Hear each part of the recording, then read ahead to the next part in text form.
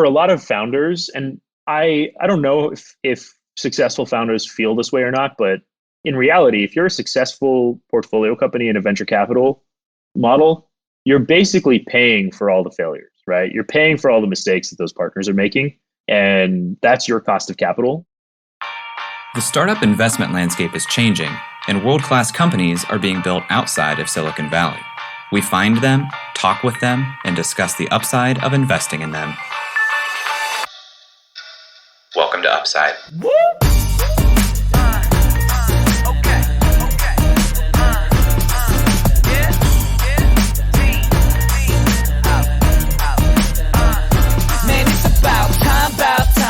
Hello, and welcome to the Upside Podcast, the first podcast finding upside outside of Silicon Valley. I'm Jay Klaus, and I'm accompanied by my co-host, Mr. Coffee Delivery himself, Eric Hornung. Every Thursday morning during quarantine, Jay, we get coffee delivered from Red Tree Coffee and Art, which is right down the road from us here in Cincinnati in Oakley. Man, I love going to this place, getting a bagel or getting a breakfast burrito, nice little cup of joe, have my laptop open, just cranking out some work. Can't do that during quarantine. So we got to support them a different way. They do drive-bys and they just drop off coffee on Thursday mornings. It's fantastic. That was the closest pronunciation to bagel to what people normally say that I've ever heard you say. Usually you're a bagel guy.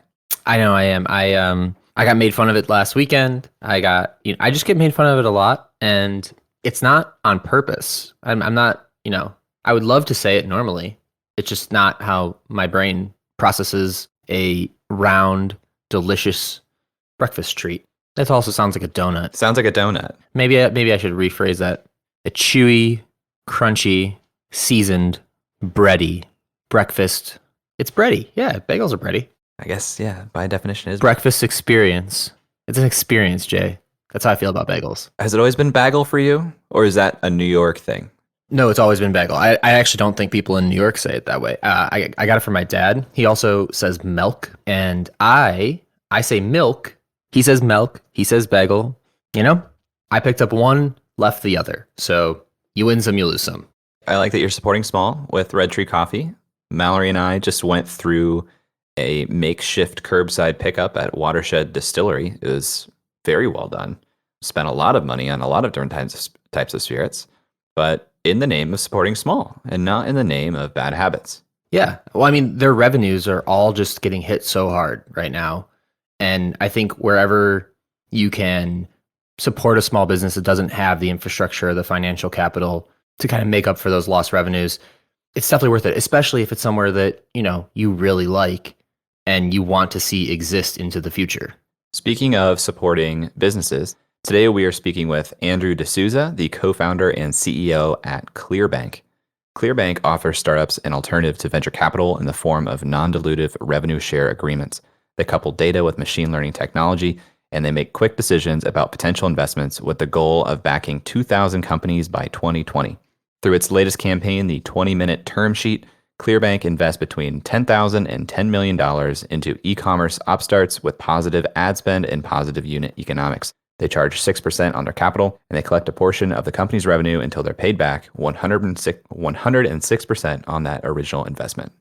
On April 4th, 2019, Jay, I sent over an article to you from TechCrunch saying that Clearbanc plans to disrupt venture capital with a 20-minute term sheet and said, I want these people. This is on my new upside wish list. And here we are, over a year later. We finally got him. Andrew's co-founder, Michelle, is a Canadian tech entrepreneur and one of the members of the Dragon's Den, which is Canada's equivalent of Shark Tank.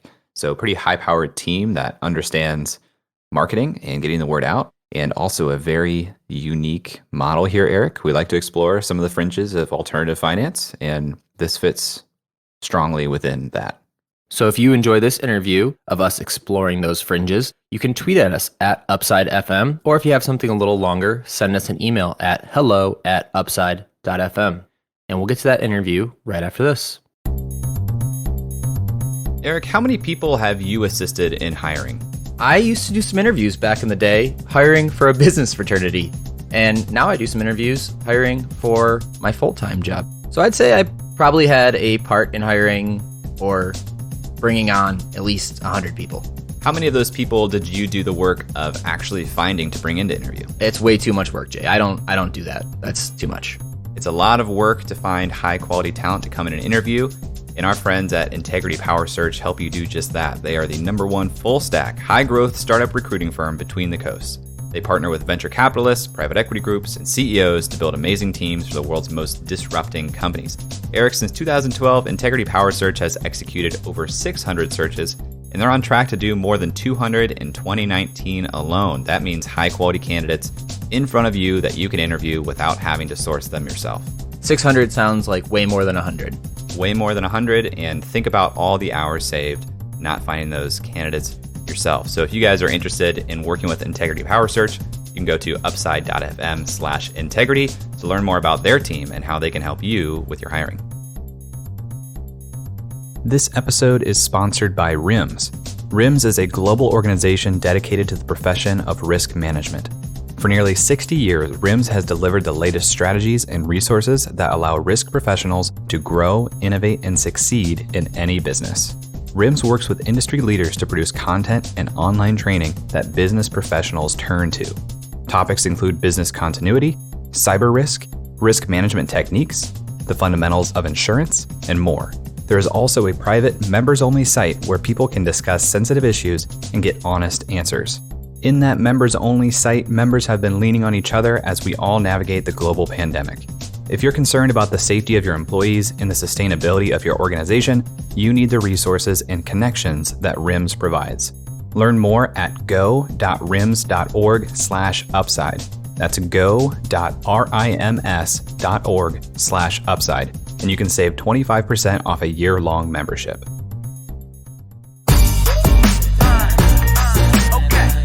Andrew, welcome to the show. Thank you. Excited to be here. Thanks for having me. So on Upside, we usually like to start with the background of the guest, but you have such a varied, wide-ranging background, and we want to dive into Clearbanc. So can you take us on a rocket ship onto how you got to Clearbanc? Yeah, no, absolutely. Super quick version. My background, I studied engineering, worked in management consulting for a couple of years, and then moved out to Silicon Valley. And over the last 10 years, I've built a few different tech companies between Toronto, where I'm based now, and San Francisco. My job in all those companies was to lead the sales and marketing efforts, and at least half of my time was also to lead the fundraising efforts. So I spent a lot of time on planes, spent a lot of time, in fancy offices of VCs pitching the business, and recognized a few things. One was just how sort of opaque that fundraising process is. If you didn't go to the right school, you didn't have a rich uncle that was connected to somebody, if you didn't have the right introduction to the right investor, it was hard to get your foot in the door. Especially, if you're a company that's not based in Silicon Valley, or it doesn't run in those circles.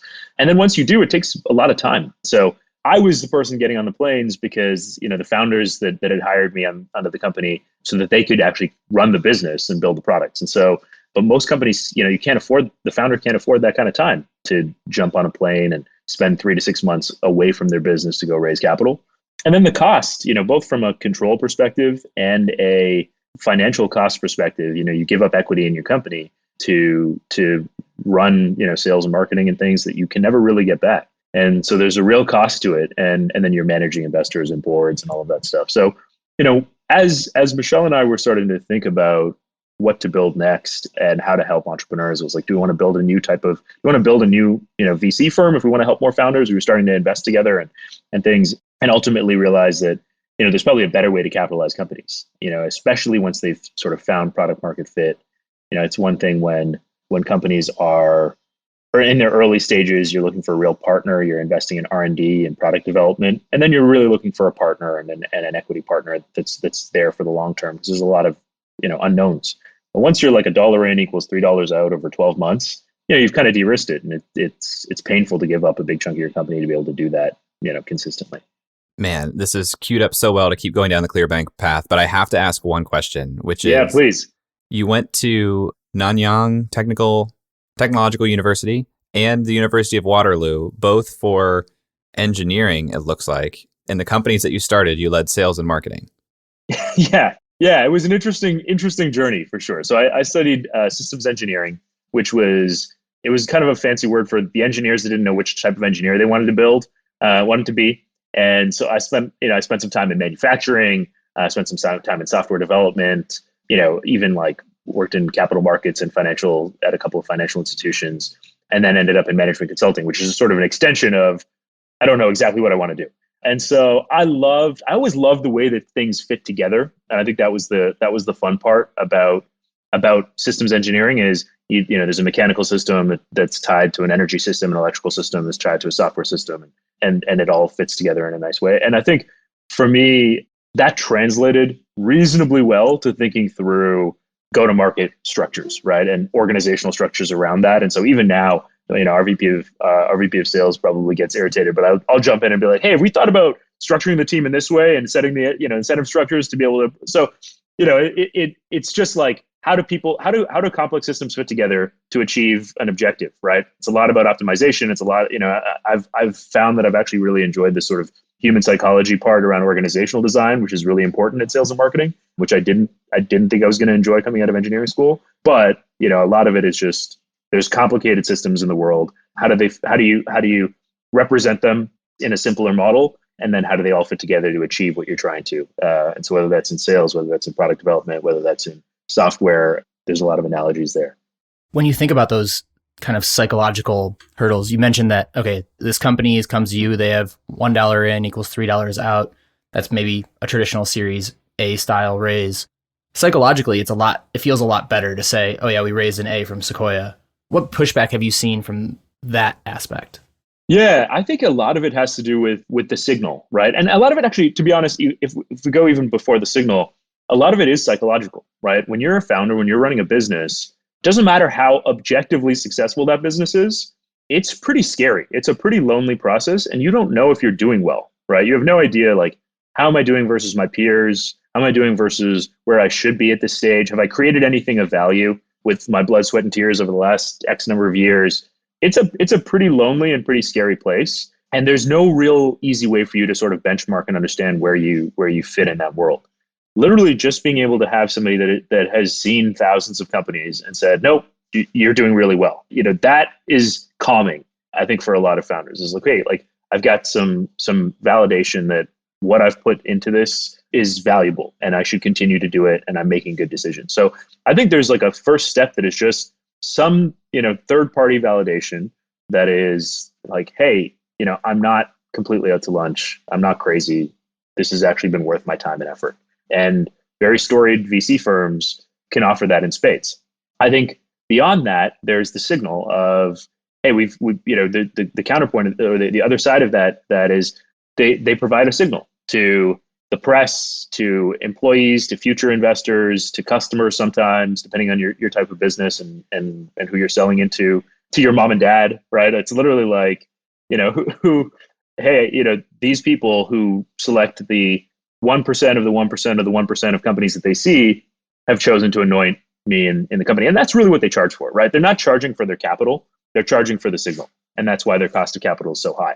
I had a really good conversation with somebody recently about in every other part of the world, raising, if you have to give up part of your company in order to, make payroll or pay your expenses, it means that your company wasn't stable or valuable enough to get debt or like a fixed, like or a fixed income sort of product. And we've sort of reversed that, particularly in technology and in the sort of Silicon Valley centric world where if you raise equity, it's seen as a positive sign. And if you raise debt, it's seen as negative. When in reality, it means that your company's probably more stable if you're raising sort of a more secure instrument to fund your company. And so it's kind of an interesting paradigm that we've created around, and it really comes down to the quality of those signals.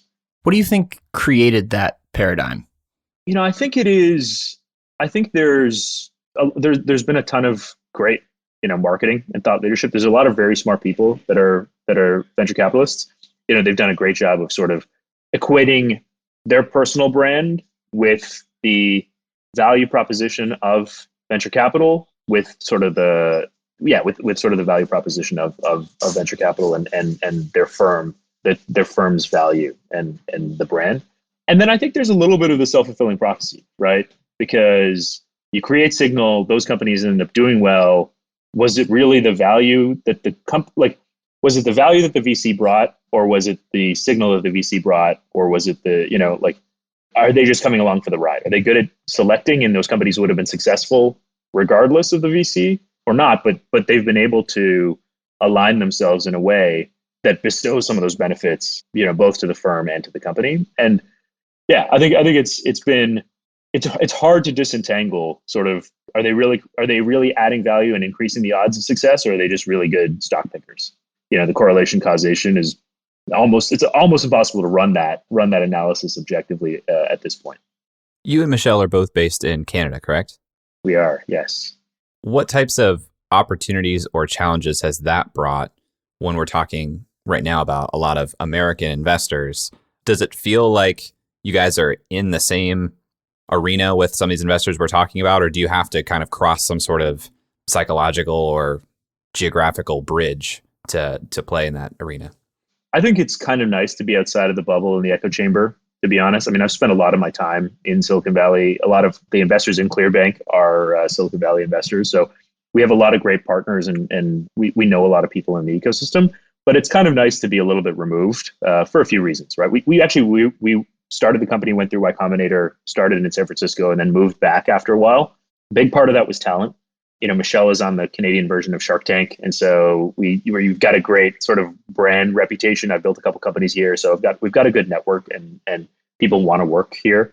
And so I don't think we could have amassed the caliber of talent and the dedication of the people if we were sort of fighting with the Googles and the Facebooks and folks, in Silicon Valley day to day from a talent perspective. And then I think we're building a global company, and Toronto is probably maybe the most global city in the world. While we are focused on, the US and Canada, we also operate in the UK and a number of other places globally. So we're building a global company. We fund businesses around the world, and we're continuing to expand that international footprint. And I think we realize what it's like to not be in a major city or a major sort of capital center. And we know what that's like. A lot of our customers at the companies we fund aren't part of those circles, so they can't get those meetings and things like that. And we understand what that means. And that's the value proposition that we built. We've kind of talked a little bit about, and maybe in broad strokes, what Clearbanc does, what the value prop is, but we haven't really dove down into specifically what Clearbanc is and what it does. So can maybe for the listeners who aren't familiar with Clearbanc, take a step back and explain it? Yeah. So we've created a financial instrument that is, not equity and not debt. It's basically a revenue share agreement, and the structure is, or the way that it works for customers is plug in your data. We look at your online systems, how your business runs, how you get your customers, how those customers pay you, and we build a revenue prediction for your company, and then we are able to provide you funds today in exchange for a portion of future revenue at a cap. So, the cap is usually to about 6%. So we'll say we'll give you $100,000 today to spend on growth. We'll take 5% of sales till we get 106 back, however long that takes. And what that allows us to do, particularly in very volatile times, is we ride that revenue curve, right? So if you have a good day, we take that same 5%. If you have a bad day, we take that same 5%, but obviously the actual dollar figure is much lower. It provides a ton of flexibility to the entrepreneur. You don't have to, if you need the capital, great, we can fund you. If you need capital every month, we can continue to fund you every month. But as soon as you've paid us, that revenue share up to that cap, we can part ways. You can go on to other things. And it's been particularly helpful, I think, when we talk to the founders who are back now. They're either thinking about raising capital and they want to be able to, accelerate their growth and their numbers as they go into that capital raising process. They might have wanted to raise capital in Q2 of 2020 and realized that, maybe this is not the ideal time to go out to market. And so we can help them extend their runway without them taking bad terms or more equity dilution during that period of time.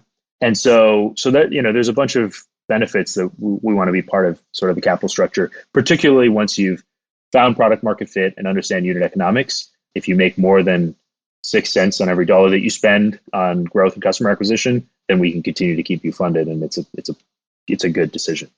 Can you give us a picture of what the typical Clearbanc customer looks like? Yeah, it's quite a wide range. We fund anywhere from actually as low as $5,000 to 10 million.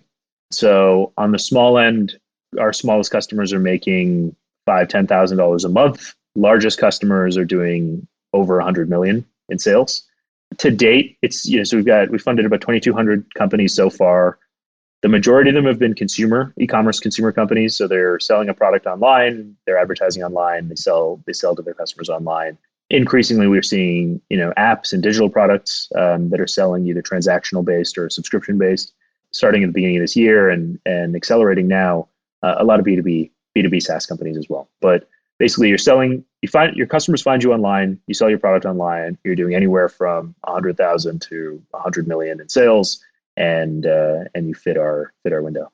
Let's say you provide funding to a startup company 8 months from now, 12 months from now, when they go out to raise institutional investment. How is that signal perceived by investors after Clearbanc has invested money into that company? Yeah, it's changed even over the last year. So I think originally it was seen as, the same, like people have venture debt and they have other sort of sources of capital and people are like, okay, well, this is just some other thing.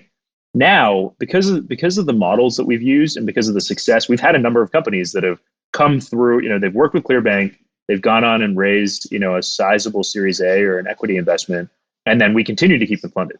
And so now we're getting VCs coming to us saying, hey, what are your thoughts on this company? And so like they're actually asking for, well, how much capital would you give this? Or if I write this $3 million check, could you provide them another $2.5 million on top of that to fund their growth?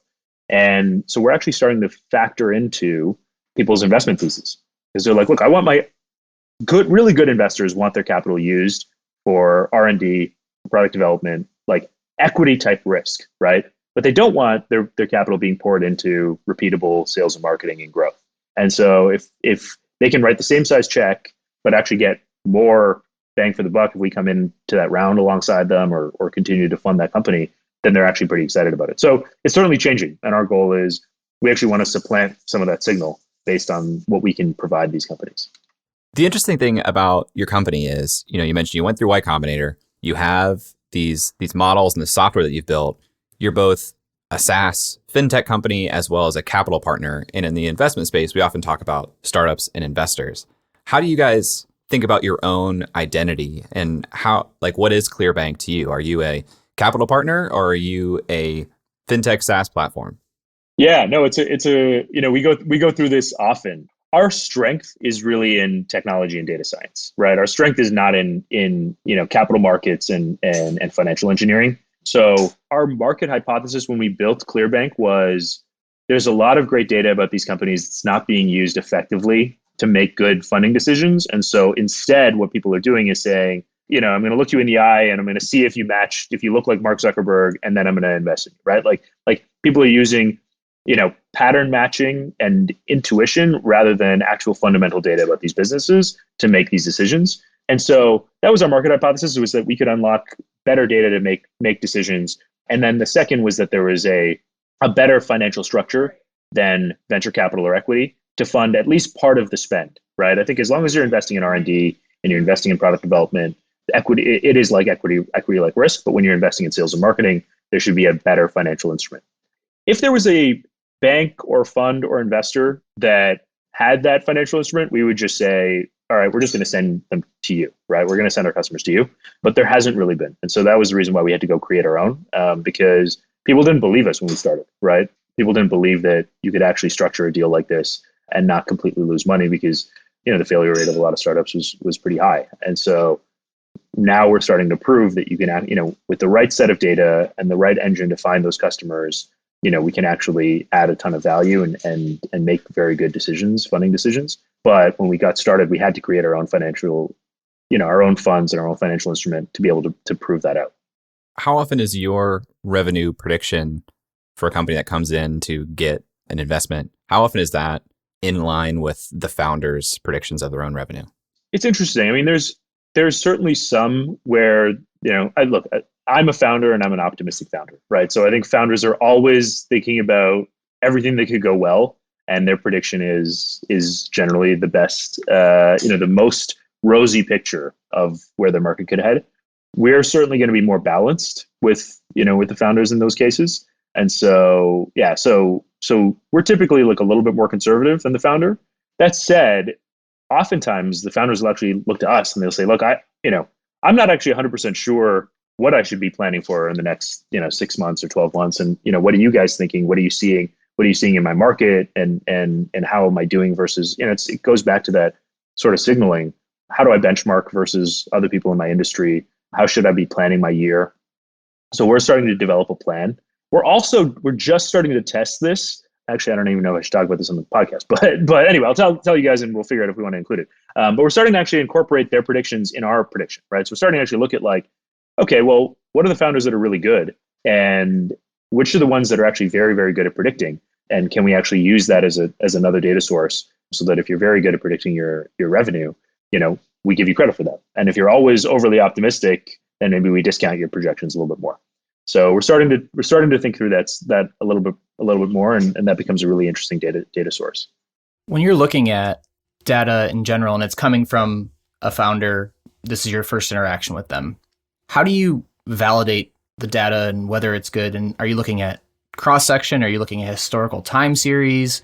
What are you looking at? Because in finance, you usually look at like an audited financial statement and you can dive into these numbers. But do these companies even have that when they're this small? Like, yeah, what is the baseline for these assumptions? Yeah, so we typically will look at system of record data. So we will look at payment processing transactions. We'll look at your ad accounts. So if you're a consumer app, or your billing accounts if you're in B2B, and then we'll look at your bank accounts. So we'll actually, you don't need to have audited financials. We look at the actual systems that you use to run your business, and that's the data those are the inputs that we use to make our decisions. And what about like the downside for a founder? So you're taking a percentage out of revenue, and if revenue isn't the rosy picture, it isn't the base case, but it's significantly below, what does that look like? Yeah, so, and we typically try and do this. We try and make sure that our percentage of revenue is small enough that it doesn't impact it's not more than your gross margin, for example. It's significantly less than your gross margin in your company or your contribution margin after sales and marketing.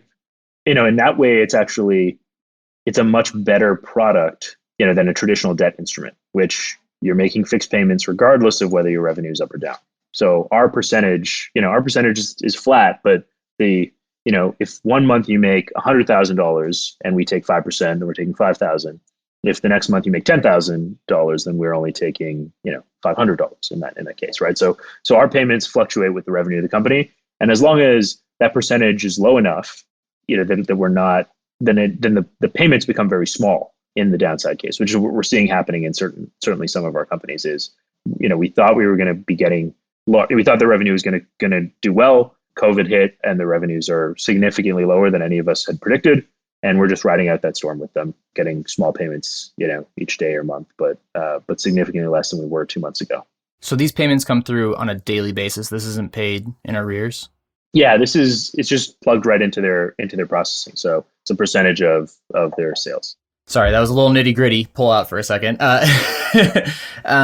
So when we think about the traditional venture capital model, it's kind of your 3-3-3 and then 1 model where you got 3 losers, 3 kind of 1x, 3 hopefully 2 to 5x, and then 1 that's either a home run or a 0, and that's going to make your fund. What is the equivalent C for Clearbanc's model? Yeah, so, and I think this is, look, for a lot of founders, and I don't know if successful founders feel this way or not, but in reality, if you're a successful portfolio company in a venture capital model, you're basically paying for all the failures, right? You're paying for all the mistakes that those partners are making, and that's your cost of capital. So a VC firm could make 1,000x on their investment in you, and that gives them license to make a bunch of other mistakes. And so I think, we're not set up that way, right? Like the biggest multiple we ever make is 1.06 of the capital we've given you, right? So we're fully capped in terms of that, which means that structurally we need all of our companies to succeed, right? We can't, we're not taking flyers on companies because, they might produce a 10x. We need to get the right companies, the right amount of capital to make sure that money comes back. And so it's a very different it's a different paradigm that we have. But we're very much you're never part of the portfolio where we've given up on you. Where it's like, hey, like we need every company to make it through this for our model to work. And we have a pretty thin margin for error, right? Which is why we have to get the data has to be right, and we have to make sure that we're making really good decisions around it. So yeah, it's there's no way that we make a 10x on capital invested, or even a 2x, right? Like it's 6% really, and so it needs to be. It's just a different paradigm for sure. How'd you land on 6%? Why not 10%? Why not 15%? Yeah, we looked at a bunch of different models. One of the big things for us is it depends on how you spend the money. And so it ranges typically between 6 and 12%, depending on how you're spending the money. And so when you're spending on marketing spend or like things that generate revenue, we know that a dollar spent is generating revenue that day or kind of in the immediate future. If you're spending on longer term things like, inventory or payroll and things like that, that's less highly correlated or less directly correlated with immediate revenue, which means that the time to revenue will be longer, which means that the cost of capital is a bit higher. And so that's sort of how we've navigated it. And again, we basically tried to go as low as we possibly could to still operate the business. That's effectively the goal.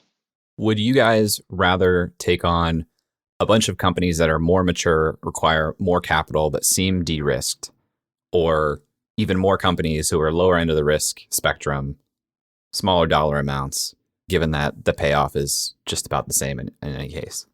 We're equipped to do both. I think the difference is if you think about the way that whether it's venture capital or banks or other sources of capital, they have a pretty manual process. They have a bunch of people and underwriters and analysts and folks looking at every deal. And that doesn't work at lower dollar figures. And so there's a whole segment of the market that is just generally cut out, or companies that just don't need that much capital, right?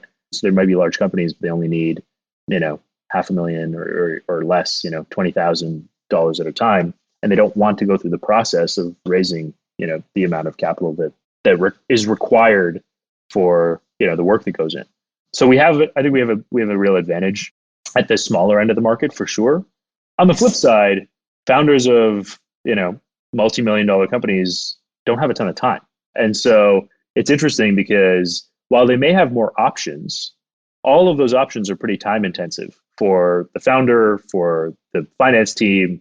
And so I think that's the value proposition to larger companies is, look, connect some accounts and we can make capital available to you without you having to, now nobody's getting on a plane, but without you having to get out of bed, really, and have you or your finance team jump through a bunch of hoops to get access to it. And so I think the value proposition changes depending on the size of the company, but yeah, we're trying to be fair and reasonable, all up and down the spectrum.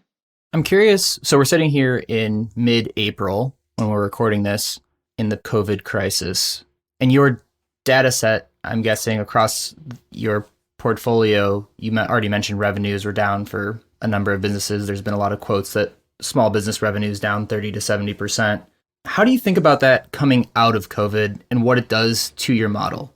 Yeah, so we're in the fortunate world where all of our companies are online businesses. So, we've got some companies that have been really focused on, or a lot of their revenues tied to events or to travel. And so those companies have been materially down, but the vast majority of our companies are continuing to operate, and many of them are seeing an increase in demand as well. And so the way that I think about this is this sort of COVID shelter-in-place, self-isolation world has trained people to buy online and introduced a lot of people to new brands, and they may not go back to retail coming out of COVID.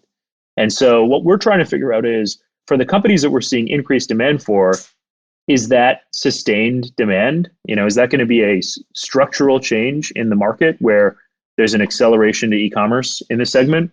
Or is that, COVID-related demand that will likely fall back down afterwards? That's what we're really trying to tease out, is what does the demand look like? And I think for most categories, we're actually going to see a structural shift, especially for things like food and consumables, even fitness. You're going to see people that realize that maybe it's actually better to buy the home gym or the subscription to the fitness app than my gym subscription. I think that's what we're trying to tease out. But I actually think that for online businesses and e-commerce, we're likely to see probably sustained demand, which is going to be quite different than I think we'll see in the broader sort of small business and brick and mortar market, which there's a lot of uncertainty around what it looks like post-COVID. Do you ever have regrets when you see a company come through and you get this 6% return and they do like a 500x? Oh, for sure. Right. Look, I think at the end of the day, like we think about our mission and it's like, hey, how do we help the founders win? How do we help them own more of the company through this period? We're certainly thinking about like, are there ways for us to like if they did want to raise, and we've certainly had people who have been like, hey, we'd also love to raise equity. And so we'll either introduce them to VC partners and folks. But to the extent that our companies want us to continue to work with them and participate, we're trying to figure out if there's a good, long-term relationship that we can continue to maintain with our companies. But, those are all like interesting future opportunities. Right now, it's just like, hey, let's just stay focused. Like, I love it when people are incredibly successful in our platform because frankly, like they were going to be successful. These companies, they'd figured out their model. They built a product that their customers liked, were willing to pay for, and were able to find those customers efficiently. All we did was help them accelerate their existing business plan. Like we didn't take the level of risk that was like true equity risk, right? We didn't help them develop the product. So at the end of the day, I mean, I think that's really what I'm hopeful for is like, because we exist, everybody else in the market has to behave a little bit better, right? I talk about this to my team, but if you think even like 500 years ago, the people who had the money decided what got built, right? Which castles and roads got built, which universities got funded, which research projects got funded, which companies got built. And now we can actually shift that balance of power a little bit. We can come in and say, no, you know what? The people that have the products that the customers want and know how to find those customers, they decide what gets built. And we're just there to help them accelerate that plan. And it means that everybody else in the ecosystem has to respond because previously they didn't have, the cards were in someone else's hand. And so I think that's, if you think about the broader mission, it is really about sort of leveling the playing field and shifting that balance of power in favor of the founders. Last question from me. I saw a quote from you in a TechCrunch article saying that you have no doubt you'll raise billions and billions for funds in the coming years, and you think you can be even bigger than SoftBank.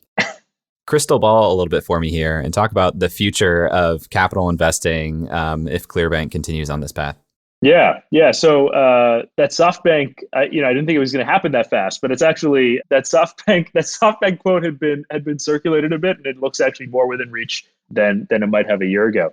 But no, in reality, I think what's going to become really interesting is we're going to get much more granular around the stage of company, the risk profile, and the use of funds. The idea that where your company is, how de-risked it is, and how de-risked your spend, and where you're actually investing should be tied to your capital structure. Public companies with, sophisticated capital markets and finance and treasury departments have gotten pretty good at that, at matching their sources and uses of funds so that they're investing on the same time horizon as they're expecting the payouts to be. But there's no reason now in today's world that can't happen, even for a company that's doing $5,000 or $10,000 a month in sales. Because what's traditionally been is like, okay, I'm going to raise 18 to 24 months of capital. Increasingly, people are saying 24 to 36 months of capital at today's price, right? For whatever uses I might need over those 24, 36 months. I think that model is broken, right? And is pretty unfair to the founder in today's world. And so if we can break it down and say, actually, I need to hire 3 engineers to build this product, and this is how much it costs, and this is how much I'm willing to pay for that capital. And I need to spend X dollars on ads in the next quarter. And I need to spend this much, and like actually getting much more dynamic around your uses of funds and the risk associated with that use is going to lead to a much more interesting sort of capital market for founders and investors. And last question from me, how do you think about funding Clearbanc going forward? Are you thinking about still raising more equity from traditional venture capital sources? Or if someone offered you the same terms you offer to other companies, would you take that? Yeah, I would love to. I keep trying to convince our investors that I'll guarantee them a 6% return on our capital. So yeah, I mean, I think it's going to be interesting, right? And as you think about, we've got fixed income investors who invest in our funds, and then we've got equity investors who invest in the operating company. As we get larger and larger, those pools of capital start to look more and more similar, right? If you think about all the public hedge funds and late stage growth equity funds, And so we're now starting to have very interesting conversations with people who are excited about, the upside and potential sort of disruption that we're bringing to the market, but are also intrigued by the downside protection and the fixed income dimension of this. And so I'm trying to push investors to think about things in a different way than they may have historically. More creative investors are it's resonating. So we're having a lot of interesting conversations. We're well capitalized now, but as we start to think about new frontiers we want to push into, new products, new markets, international expansion, we're gonna continue to raise capital, and I think it could be on more interesting structures than exist right now. This has been awesome. Andrew, thank you for taking the time. If people want to learn more about you or Clearbanc after the show, where should they go? Check us out at clearbanc.com. I'm Andrew at Clearbanc. You can shoot me a note if you'd like to, or find me on Twitter, Andrew D'Souza. We've just launched this runway extension product, so I know it's top of people's mind quite a bit, whether you have investors or whether you're just thinking about your own business. We want to be able to help you figure out what your runway is and help extend it so that you can hit that hurdle and achieve your objective. So check that out as well. But please go find us if we can help. We'd love to.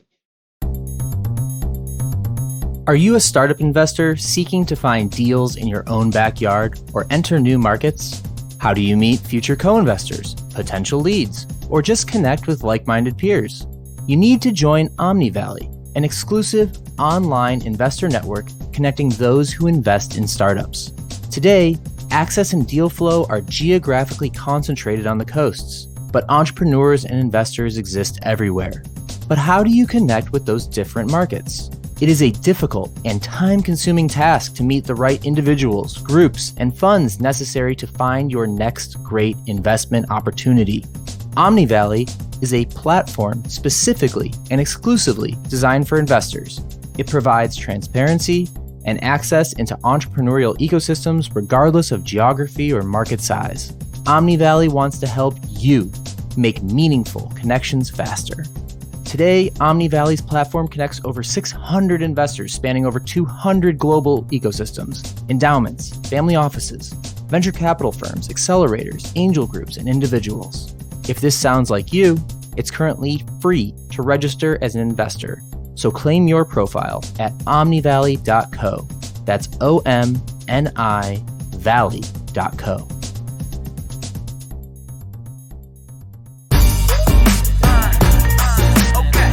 All right, Jay, we just spoke with Andrew from Clearbanc. And you know what? I'm going to start with a hot take. I don't want your hot takes. Actually, this is more of a chilly take. This is a northern latitude take. I'm just impressed with Canada. Every company we've talked to from Canada, every ecosystem I hear about in Canada, the competitive advantages of working in Canada. We should do more Canada, man. That's what I'm saying. This feels a little bit like a generalization. I'm impressed with Toronto. I feel like we don't have that much data outside of Toronto. Canada's big. Yeah, but like 90% of the population lives within 100 miles of the US, right? So it's like big upwards, but it's not that big. Well, I guess it's big across too. All right, Canada's big, fine. I agree. I'm impressed with Toronto. You didn't ask for this hot take, but I'm going to give it anyway. I really, really like the potential of Clearbanc. And not simply because of their 6% return on capital model, but because of everything behind the scenes as they're doing that, I think is the most impressive, interesting, long-term, valuable aspect about this company. And I know this was a coffee chat, not a standard episode, but they are themselves a startup company that went through Y Combinator that is building this SaaS toolkit alongside with their ability to invest. I think that itself is I think they're a very potentially valuable company because of that. And I'm really impressed with what they're doing behind the scenes. It's weird because I think we've talked about this before. You and I are human. True. And we come into each episode with expectations, things we like, things we don't like. And my expectations around Clearbanc were framed specifically by what I was seeing in revenue-based finance. And I just could never get fully bought in to revenue-based finance. It always felt a little, when you don't have the right word for something. Like right now? Yeah, like right now. It just felt a little meh. That's how it felt to me. But this interview definitely changed that for me for Clearbanc specifically. And I think the question about how are you doing right now in the midst of this COVID crisis when we see some companies having 50, 70% drops in revenue. And he said, yeah, a lot of our competitors are getting hurt, but we're doing fine. I mean, sure, there's some companies that are struggling, but our model hasn't broken because of that. That's wild.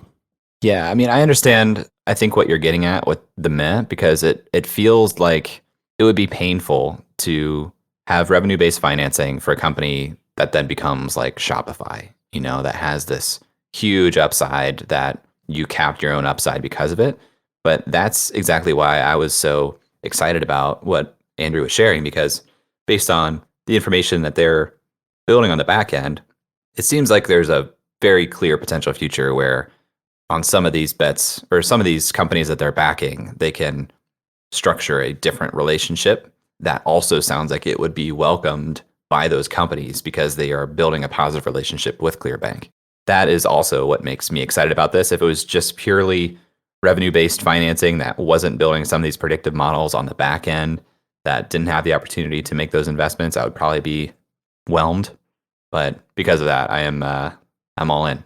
I love that we're on Upside developing a toolkit of financing options now, right? We understand the seal and the type of company that may work best for. We understand the traditional venture capital game and the companies that might work best for. We understand a little bit about revenue-based financing now and the companies that might work best for. I wonder what we're missing in the startup funding space. Well, we're missing a fund. We've talked to funds. Oh, you're saying you and I don't have a fund? Yes, that's what I'm saying. You can't solicit on. I'm not soliciting. I'm just saying we don't have one. I'm not saying I'm robbing this bank. I just really need the cash. That's not what I'm saying. You're saying, what are we missing? And that's a clear thing that we're missing. But yeah, I agree. I like that we are creating this portfolio of financial options for the founders that we have on the show that we can point them to, that we're sharpening our own sword here.